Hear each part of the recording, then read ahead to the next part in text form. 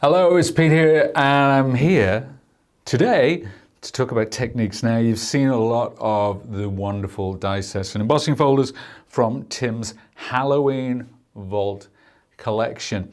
And in the overview, I said, well, you know what, we're going to be looking at some Techinques. So that's what today is all about. We're going to look at some of my favorite Techinques for Halloween. Let's start off talking about Leaf Fragments. I've already waxed lyrical about my love for this particular set.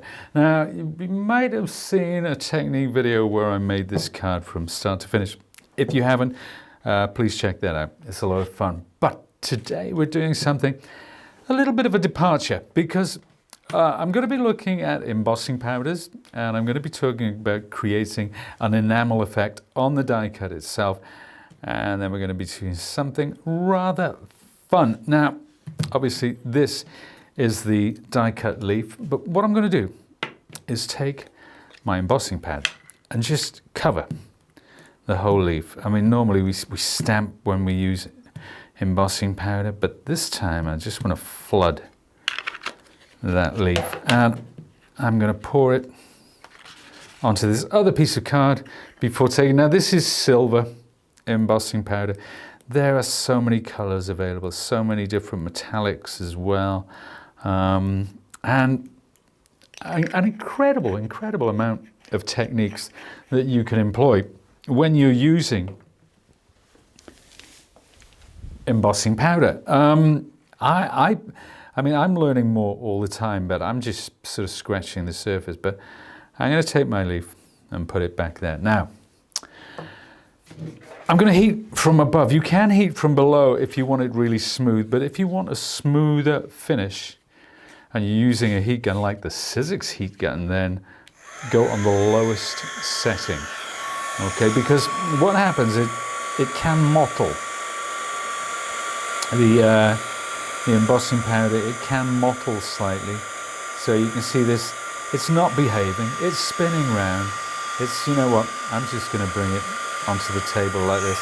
Now let's actually see. This is what we love when Pete's talking and he makes an absolute mess of it. But that's okay. It doesn't matter because I know that you guys do the same too. So we'll always find a solution. So I'm just going to curve up the card like this. So you can see this silver, because embossing powder is pretty much, it's like powdered plastic, powdered enamel. So when you heat it, it melts. When it melts, you get this wonderful metallic sheen. Sometimes it contains glitter as well, you know, but that's what we're going for. Now you can see here that it's got that kind of mottling going on, okay? But now let's imagine I did the same, repeated that whole process for a second time, and a third time, and a fourth time, until you get a real, isn't that gorgeous, the way that catches the light? So that's three layers of this embossing powder. So I would take this, I would apply the pad again, I would apply more powder until I get to this. Now, I'm just going to take that out of the way for 1 minute, because what I'm going to do is reactivate. Now, I did this, a few hours ago, up in the studio. So I'm going to do something slightly different. I love this effect. So I'm going on the hot setting for my heat tool, and I'm going to reactivate this powder. So it's going to start to melt again.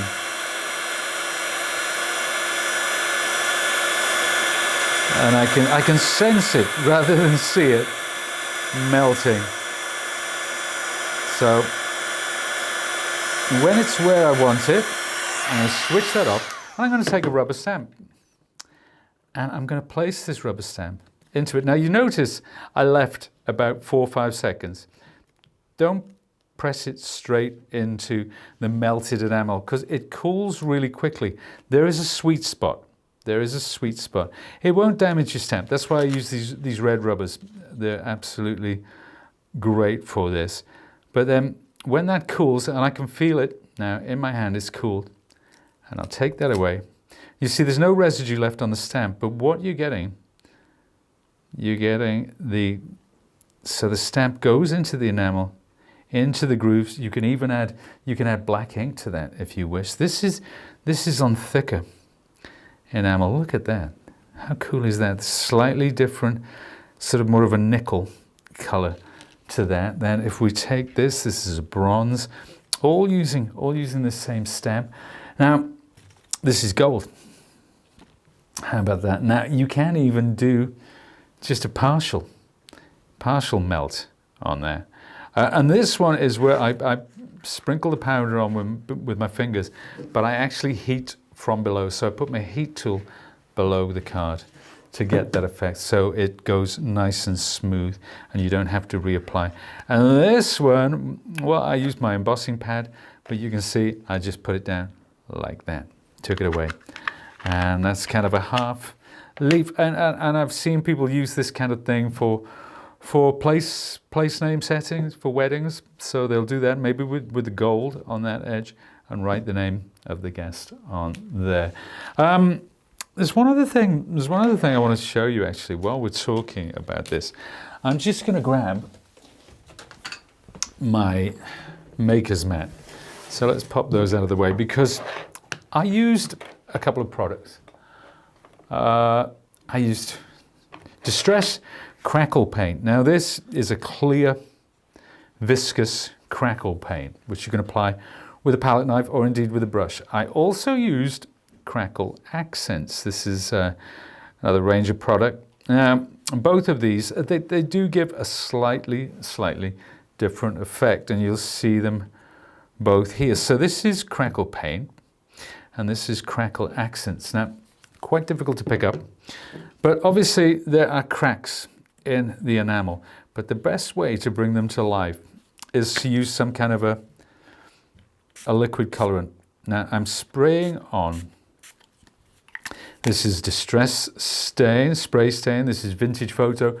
Use whatever you have to hand. You can use a black on this. You can use whatever color works for you. But I like the Vintage Photo because it's a little more subtle and it kind of blends with the colors that I've already got. So let's pick that off, and I'll just spritz into this. I can pick this up. Now, if you have a spare piece of card and you don't want to waste this, then you can actually smooch that through the stain. Look at the lovely, rich red color of that Vintage Photo. So even though it looks incredibly dark, it's actually not under the skin. And another piece of paper just to lift that off my media mat. And then I'll also use that, well, it's got the wet on it, to pick away some of this. But it's quite dramatic over that one, the way that it's sunk into that. Such a cool effect, because you're getting all that gorgeous crackle, and it gives it a quite organic look. It really does. Now this one, you can see more pronounced the depth of those veins, but there's not quite as much crackle. So you got that going on, but wow, what a wonderful, wonderful technique that is. And here's a card that we did using that self-same technique. Everyone's slightly different. It's a random effect, but the more you do it, the more control that you will have over it. So enjoy. Now it's time to talk about a lovely die set called Witch, Cat and Stars. Here it is in the flesh. And you can see the stars. You can use as much as you want to create a full background. It's actually quite a small die, but it has this variety of stars. You can use the stars themselves or use them as an aperture. But I'm going to show you a pretty cool technique actually, using this lovely witch die. And you know what? Always pop these little bits out as well, but I didn't actually do that, did I? So that's bad, Pete. Do as I say, not as I do. There you go. That's the wrong message to give out, isn't it? But there you go. So we're going to do that, and I'm going to use this sort of technique that I love to do with Distress Oxides. It's something that you can kind of build up. I've taken these colors. I don't really know which ones I'm going to use just yet, but you see this pumice stone. It's kind of a warm gray. Speckled egg, we're getting into blues there, obviously. And salvage patina is a kind of a blue-green. This is slightly different. I'm going to spritz that like so with some clean water. I'm just going to go through and I'm going to lift that up and see how you've got areas where there's quite a lot of water and other where you're just picking up the droplets, but I'm trying to get the contrast between the two. And then next, I'm going to put some rusty hinge, which is a favorite of mine, and orange is this color. Rusty hinge, I think, is my favorite color, whether it's Distress inks or oxides for these kind of makes. And you can see it's starting to stain and become a kind of a patina. And what I want to do now, because you can keep reapplying this, but I'm going to dry it out. So once that's dried, it's ready to go again. And incidentally, you'll notice that the card warps when you're drying it. Well, all you have to do is flip it over, dry it from the other side, and it usually levels out in the long run. So that's taken on a pretty cool patina there. And I'm going to bring some blue paper. I'm going to clean that up, and we're going to come in again. But this time, just working in certain areas. So I'm going to take the corner like that and just quite subtle. So you can build this up. You can do this as many times as you want. You know, there are no hard and fast rules about this. Spritz into that, this time a little bit lighter. Okay, and I'm going to, see that? See those spots of orange? And I'm just dipping it in like that as I go along. So now I'm getting more pronounced spots. Right, one more thing. Let's take the pumice stone again. I'll smooch into there. Yeah, different people do this differently. Obviously, the master is Tim himself. He can show you so many ways of using these inks to get so many cool effects. This is just my take on that.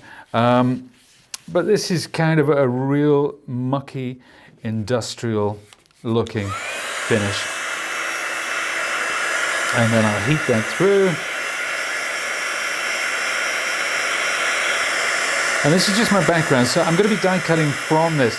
Sometimes people like to die cut from black and then apply the ink afterwards, but I find with die cuts that are very delicate and areas of this witch you can see are quite delicate, so you don't want to get that distorting.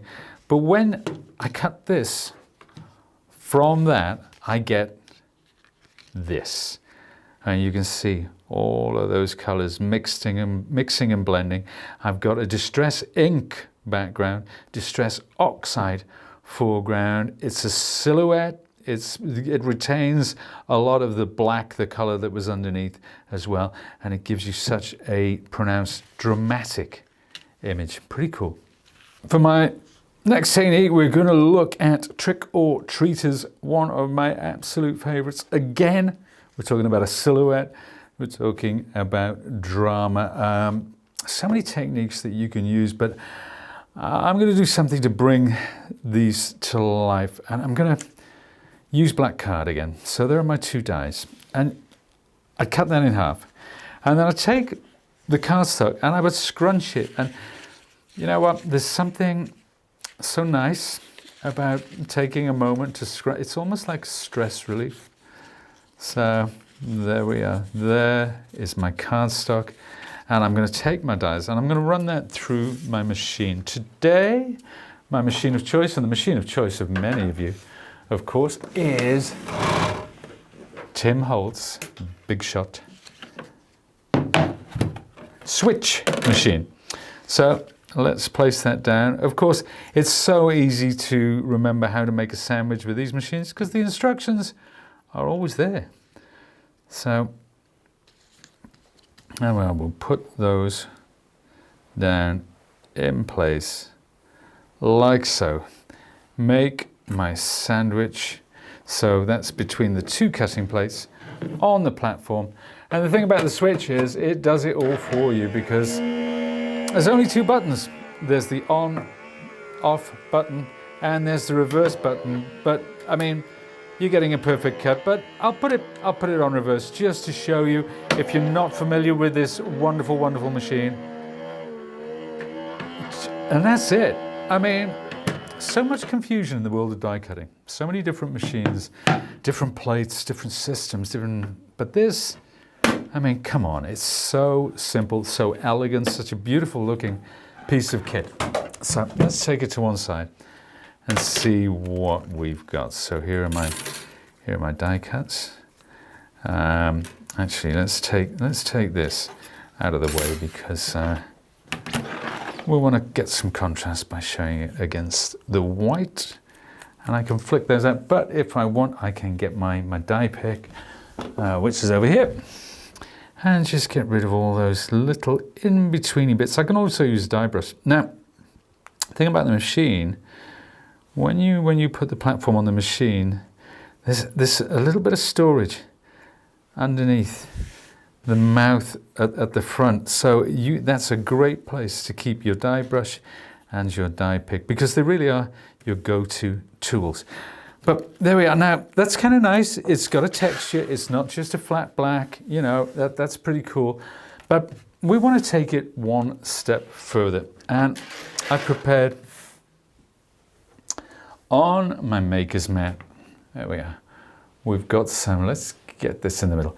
So I've got some acrylic paint. This is matte acrylic paint. And I'm going to take my brayer. I'm using Sizzix brayer. And let's take the darker of the two grays at the top. Okay. So I make sure that I flood. So I'm moving it and lifting. Okay. That's how I ensure that I get the paint all around the drum of the brayer. I'm just going over the top like that. Okay, no care and attention taken whatsoever.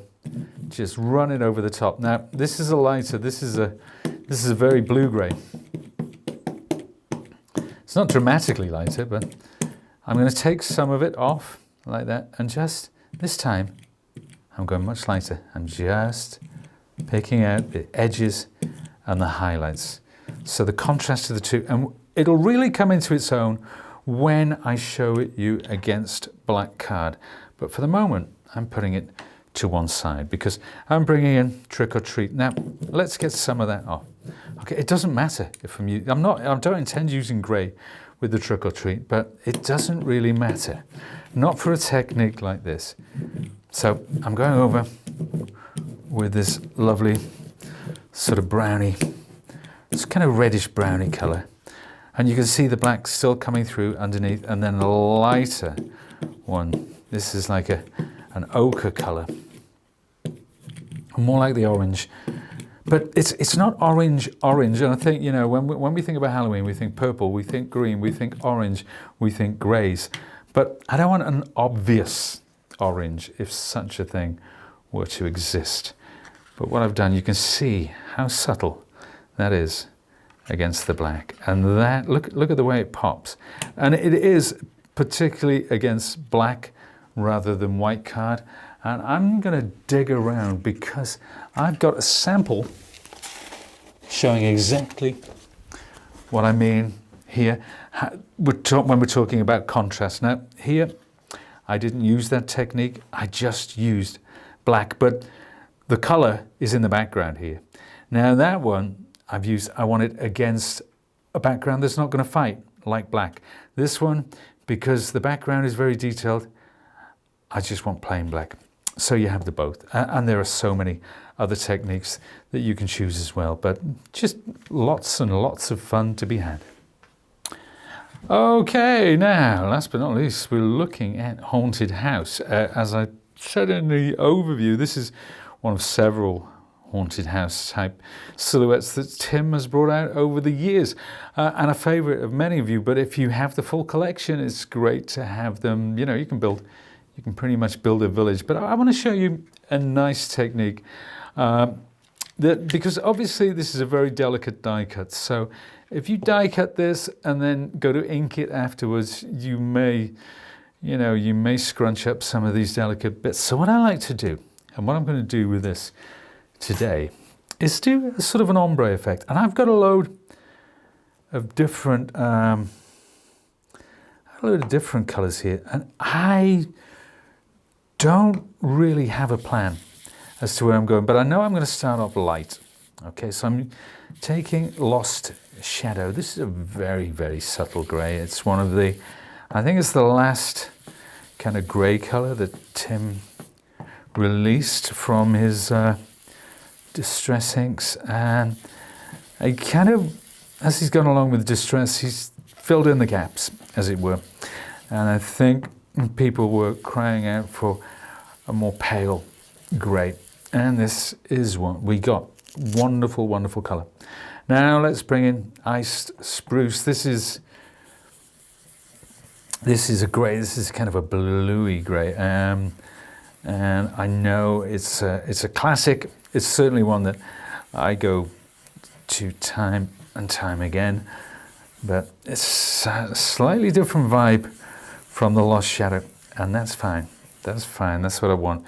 Now, from here on in, I'm going to start bringing in some colour, but I want to start with some brown, and this is a very dark colour. You'll see I'm taking most of it off. This is Scorched Timber. Now, Scorched Timber, it's a brown, but you'll notice it's not a reddy brown like, say, Vintage Photo or even Walnut Stain. This is a very, very dark brown, almost towards black. So I'll bring that down there. But I want to bring in now a really reddy color. This is Rusty Hinge. And you can see I'm fading it out there, and you can see the contrast that starts to make. Alongside that, now you might think this is a bit of a hodgepodge, bit of a mishmash, but this color, Villainous Potion, I mean, obviously this was a Halloween color. This is exactly what this thing is intended for. But when you mix a brown and a purple together, something magical happens.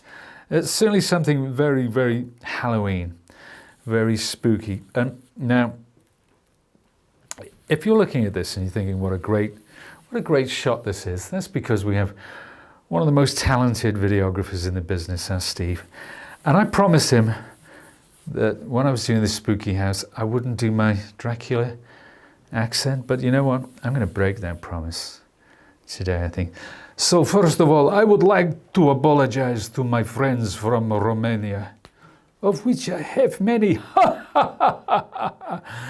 But this is like Dracula's castle. It really is. I have actually been to Dracula's castle in Romania, so I know what I'm talking about. But wow, that is so cool. I'm hoping you can pick that up, where that Rusty Hinge is, where that Villainous Potion is, and finally where the black is coming from the top. Because when we die cut this, we're going to get that ombre, we're going to get that working down. And we started off, as I said, with the Lost Shadow. Now, at this point, there's a couple more things I want to do.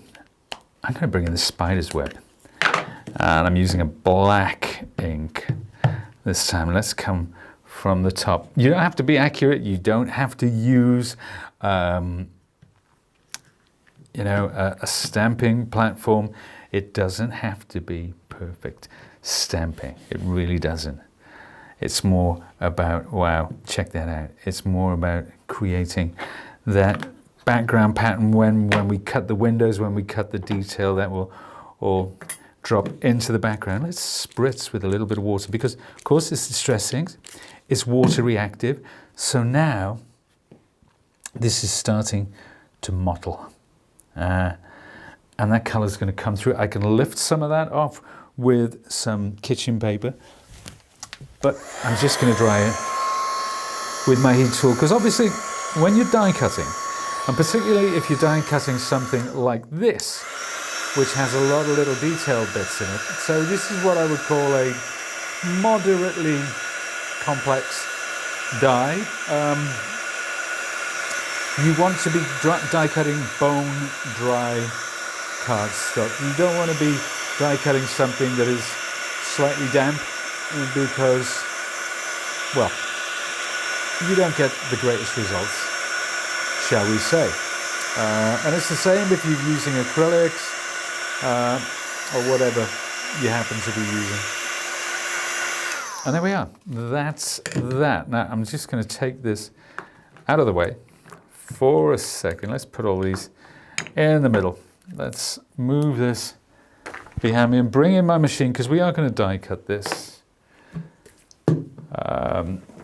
And it is my beloved Tim Holtz switch again. There's the plates. Pop that down, face up. It doesn't really make a difference. Face up, actually, when you've got a complex die, you're guaranteed a better cut. There is a reason for that. I'm not going to go into the detail, but it's all about pressure displacement. Maybe a story for another day. I'm going to run that through the machine. So this is all about inking prior to die cutting rather than after the fact. Let's run this back again. Not that I need to, but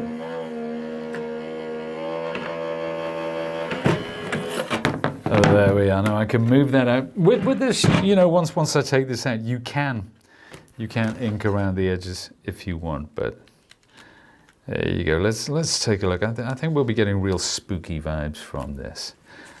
Wow.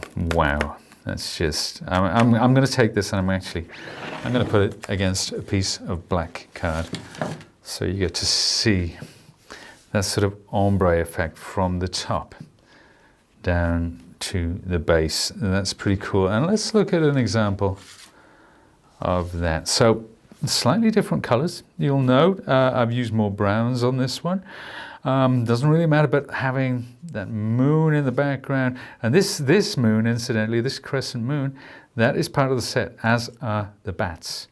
So, and of course, underneath we've taken pieces of white card and just inked them from orange up to yellow to get that spooky vibe going on. This is the example that we used when we were doing our overview. So this, again, it's one of those things. It's a blank canvas. There are so many techniques that you can employ, of which that was just one.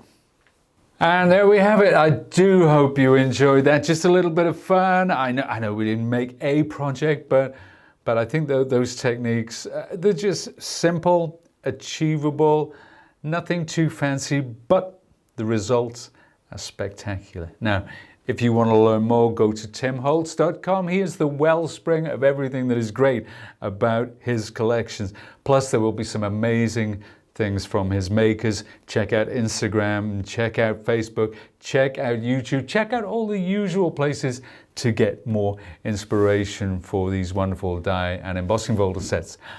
I've been Pete, and I'll see you again soon.